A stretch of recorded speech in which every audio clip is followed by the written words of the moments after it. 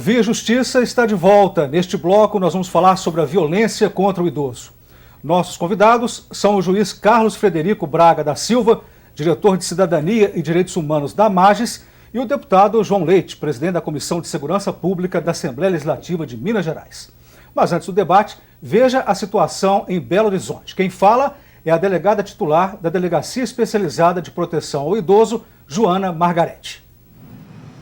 O Estatuto do Idoso cumpre na proteção, porque com o Estatuto, com o advindo do Estatuto, o idoso e a sociedade têm conhecimento que existe uma lei que protege, que coíbe e que dá as garantias necessárias para que haja punição, para coibir os crimes contra o idoso, principalmente os maus tratos. O necessário é capacitar as pessoas, para lidar com o Estatuto do Idoso. Nós temos aqui agora na delegacia o projeto Mediar, que é um projeto que a gente lida com os conflitos familiares, porque o idoso muitas vezes começa a sentir os maus tratos, o crime ocorre dentro de casa, a violência é doméstica, é dos próprios familiares, e que muitas vezes o idoso deixa de denunciar, deixa de pedir ajuda, e porque tem medo de que caia, que possa... E tendo um projeto Mediar, há uma mediação, a gente vai apurar o conflito, vai poder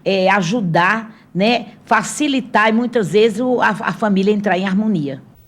Juiz Carlos Frederico, o senhor viu aí a delegada dizendo que o Estatuto tem condição de enfrentar essa violência, mas que o idoso tem medo de denunciá-la. Como que fica a situação? Com certeza é uma questão delicada, porque dentro da própria casa você tem a possibilidade da ocorrência de um crime. Então, às vezes, o que acontece? A grande maioria dos crimes não chegam sequer às autoridades competentes para apreciá-lo, se for o caso, punir ou absolver o autor deste crime.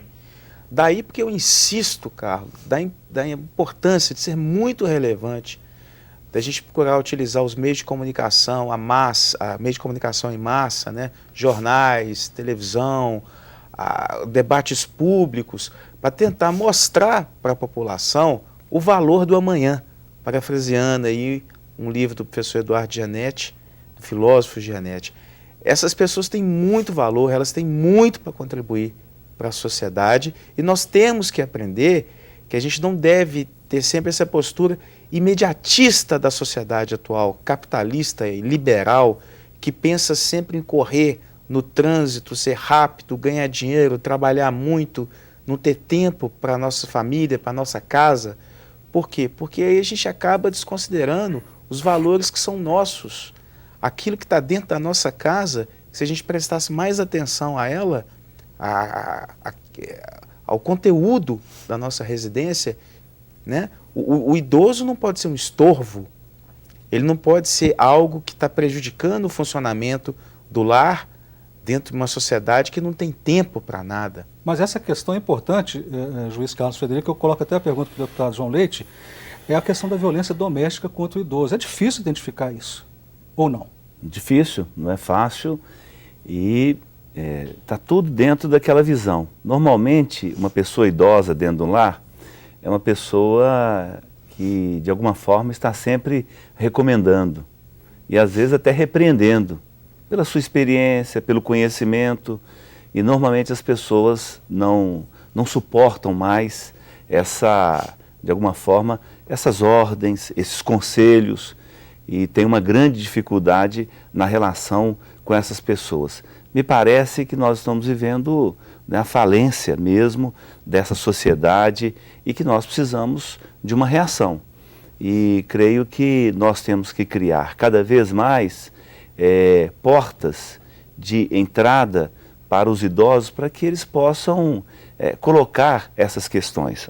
Creio que o Poder Judiciário tem um papel importante. Nós sabemos que o Poder Judiciário já tem um trabalho muito grande, mas eu creio que os juízes poderiam contribuir muito com isso. Às vezes, a porta de entrada sendo uma delegacia, para uma família é difícil. Mas se for para um lugar buscando o entendimento da família, uma porta em que esse idoso pudesse levar a sua questão sem essa ideia que levou para o delegado, levou para o policial, mas levou para um entendimento, eu creio que seria uma coisa interessante. Criar não é, esses espaços. Eu creio que a Assembleia Legislativa deve contribuir também, né, com suas comissões permanentes. A própria TV Assembleia, né, a TV Justiça pode contribuir muito divulgando isso e criando um outro tipo de entrada para que esse idoso leve a sua situação de maus tratos dentro do lar, e que aí uma autoridade que não seja essa autoridade, né, que tem aquela ideia que vai prender, né, possa buscar o entendimento dentro da família e a busca, né, de termos o respeito a esta pessoa idosa. Juiz, seria a criação de uma vara especializada do idoso? Olha, poderia ser, né, uma questão de conciliação de conflitos familiares a ser presidida por um magistrado, com o apoio de um defensor público, um promotor de justiça, representantes da advocacia pública. E eu vejo com muita... seria excelente nós retornarmos uma discussão que está prevista na Lei de Organização Judiciária Mineira, que é a figura do juiz de paz. Porque qual que é o papel tradicional do juiz de direito? É resolver conflitos que são postos à apreciação dele e que não houve possibilidade de uma conciliação. A grande finalidade talvez seja essa. E a gente abandonou um pouco o papel do juiz de paz, como o próprio nome diz, né, que hoje em dia é mais destinado à celebração de casamentos, e antigamente solucionava pequenos conflitos nas comarcas, certo? Então, esse juiz de paz tem a previsão dele na Lei de Organização Judiciária de Minas Gerais, mas na prática ele não funciona, ele não existe. Então, essas várias atribuições é um olhar moderno que o Poder Judiciário poderia ter para essa questão. O senhor concorda com o juiz, deputado? Perfeitamente. Creio que até enquanto o doutor Carlos falava, eu imaginava essa figura do juiz de paz, que normalmente é um idoso também, não é? É um ancião, é um conselheiro. Essa ideia que o doutor Carlos colocou de conciliação, me parece que esse é o modelo melhor. Né? E eu até gostaria de sugerir muito convidar, por exemplo, magistrados aposentados, promotores de justiça aposentados, advogados, né, que não estão mais trabalhando, que são pessoas que só com a presença dos cabelos brancos já mostra a sabedoria. Vamos agora a mais um intervalo. Voltamos em seguida com o bloco final do programa. Em pauta, as perspectivas para os idosos no Brasil.